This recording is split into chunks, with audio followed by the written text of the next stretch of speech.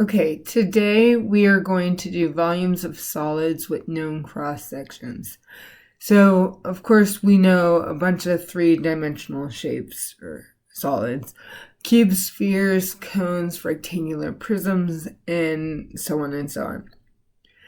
When we do a cross section, okay, so we stop it somewhere, usually the base, as we would call it, is another shape, and we would do the area of that. So we have a square, rectangle, semicircle, triangle, and equilateral triangle. This is probably the new one to you guys. So when we do volume we know is the area of whatever base is there times our height. When we're doing this off of a graph, we might not say it as height, but as width instead, because of how it lays out on our graph. Okay. So the idea is we want to be aware if we're doing it perpendicular from the x-axis or the y-axis, and that gives us our dx dy. So this we're going to say is width, even though we think of it as height for volume, because what happens is whatever graph we are given, imagine that it's rotating around one of the axes. Okay. Now,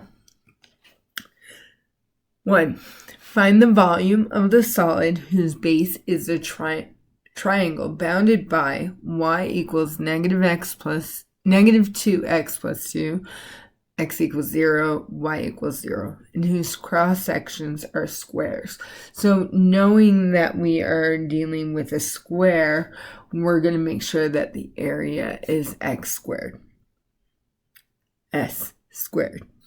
And we also know that our boundaries, we're going to deal with our x's, are going to be 0 to 1 in this case. If we didn't have this graph, guys, we would just set it equal to 0 and solve. Okay. So knowing this, now let's set up our integral, and then we will solve this.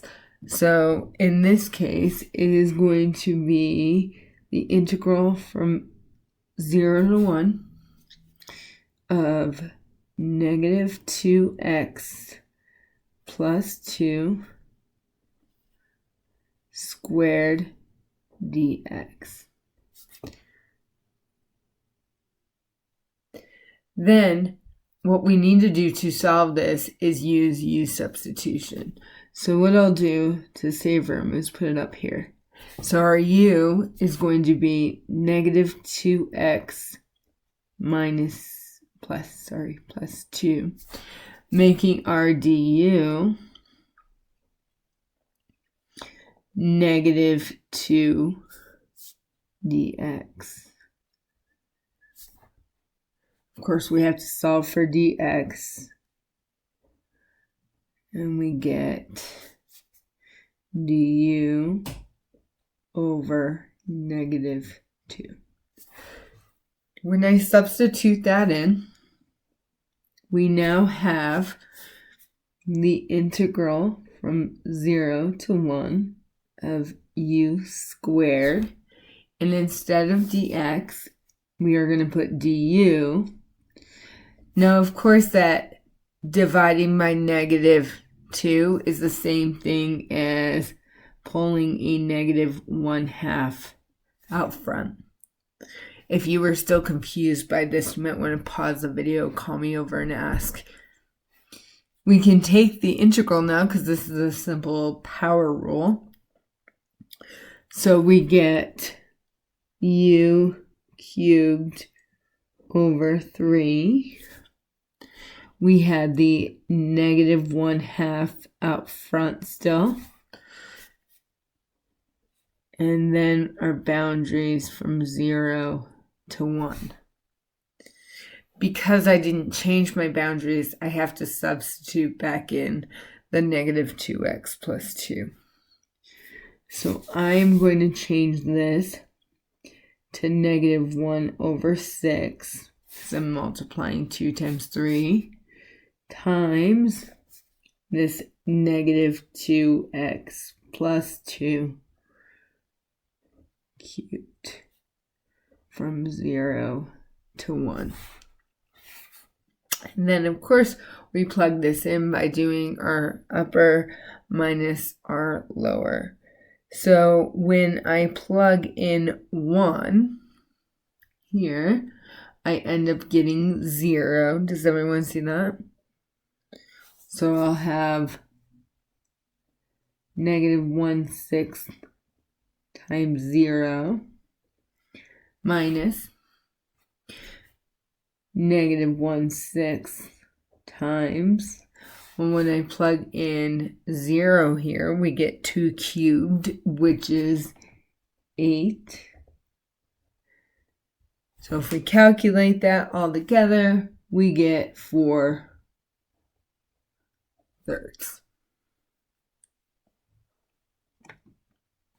Many of the next examples, all we're going to do is set it up, but not solve it.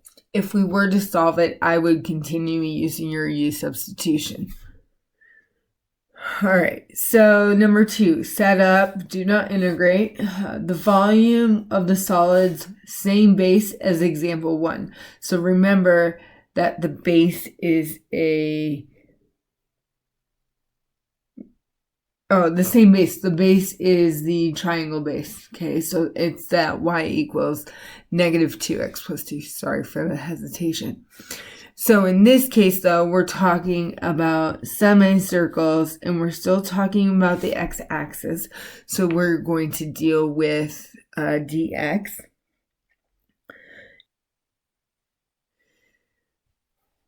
Now, looking at the semicircle, one thing I want to add, and maybe you guys should bring it back over here, is part of the equations that help us for semicircles is that radius is 1/2 the diameter. So let's keep that in mind. Because what happens with our problem for number 2 is our y equals negative 2x plus 2. That's our base. But if you think of that, that is the diameter. So the first thing we have to do is find the radius. So we have 1/2 times the negative 2x plus 2, giving us negative x plus 1. So this is our radius. Now, when we put this into our integral, we are still dealing with the boundaries from 0 to 1. But in this case, instead of using the s squared because we were dealing with squares, now we're using our volume or area for our semicircle. So that gives us 1/2 pi and then r squared. Well, we found out our r was negative x plus 1. And then for the volume part, to make sure it's 3D, would be our dx. If we were to solve this, I would put our constants out front and then set our u to negative x plus 1 and solve. For b, we are going to deal with rectangles with height 1/4. Here's the other difference. We are perpendicular now to the y-axis, so we want to be in dy's. Now that changes our boundaries because the y boundary is from 0 to 2. So you have to be careful what boundary you're looking at, what axis we're rotating over. So from 0 to 2. So now when we look at the rectangle, we need base times height. We know our height is 1/4. Now the thing is our base. The problem is that we have our base being y equals negative 2x plus 2. But we need to be in y's. So before we fill in our base here, because if we put in our base, we'd be in x's, we need to be in y's. We have to now solve. So that's y minus 2 equals negative 2x. And divide by negative 2. So it's going to be negative 1/2 y plus 1 equals x.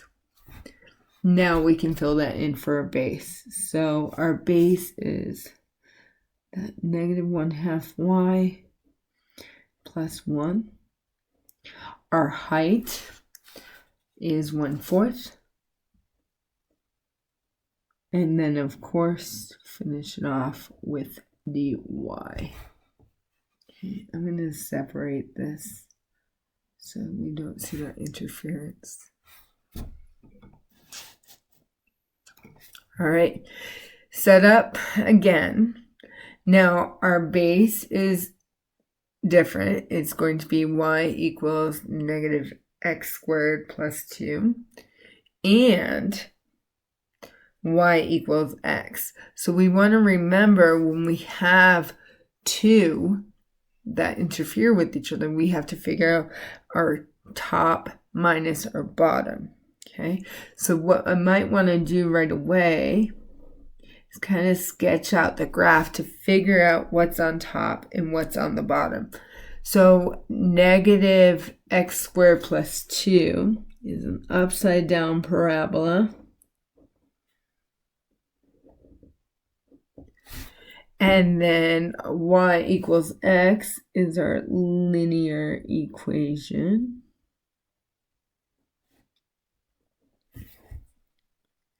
So we are looking at this whole area. Okay, so our top function will be the x squared function, and then the bottom function is going to be our linear. Okay, now we want it in squares and we want it perpendicular to the x-axis. So now we have to figure out our boundaries, which are our intersections. If you have a calculator, we're going to be able to use graphing and everything. But if we don't, we're going to have to set our equations equal to each other and solve.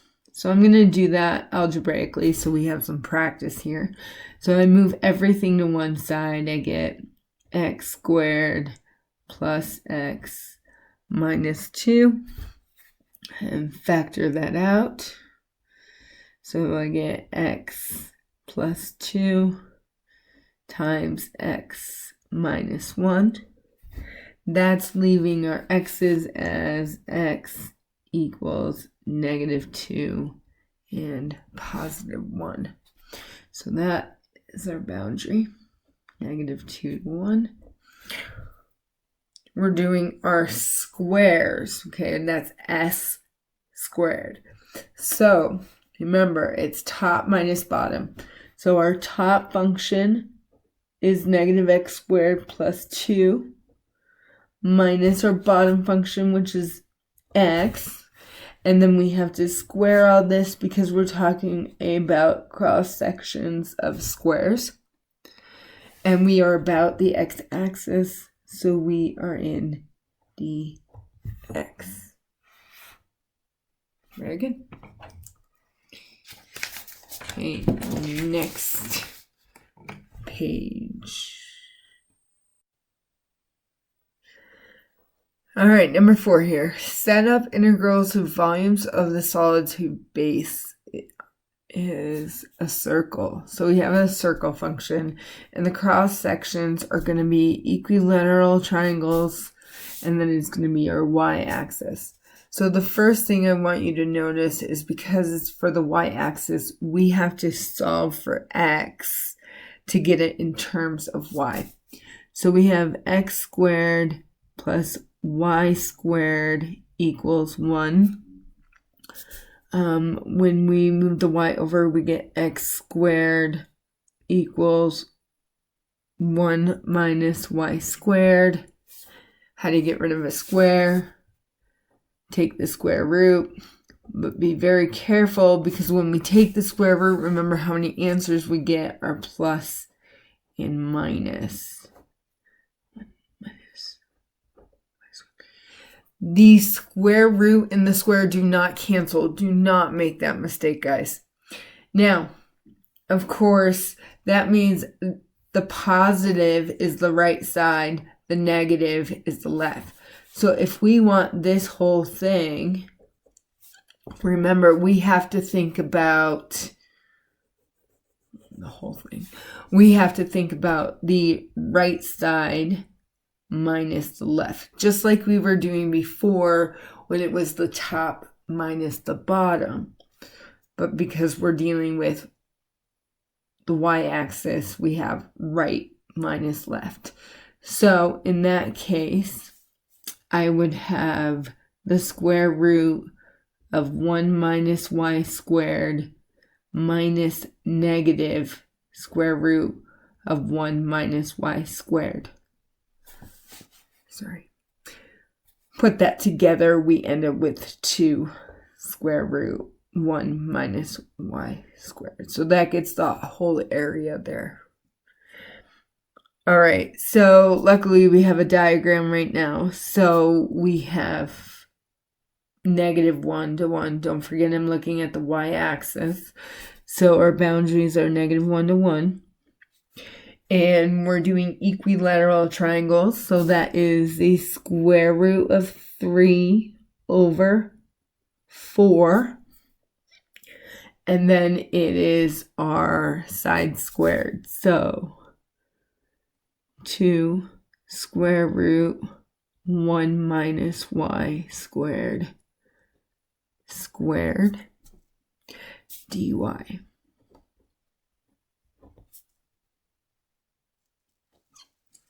All right, we're going to use the same thing for the volume of the solid, but our cross sections in this case are rectangles, and the height is 3 times the base. And we're still dealing with the y-axis, so that's great because we are still dealing with our 2 square root of 1 minus y squared.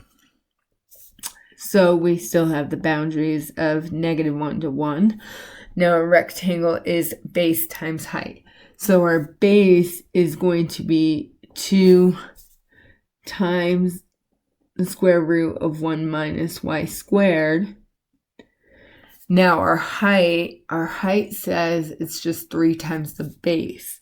So 3 times what our base was, which was the 2 square root of 1 minus y squared. And then, of course, to complete the volume, we need our dy. All right, you are all set to start this assignment or move on to the next lesson we have.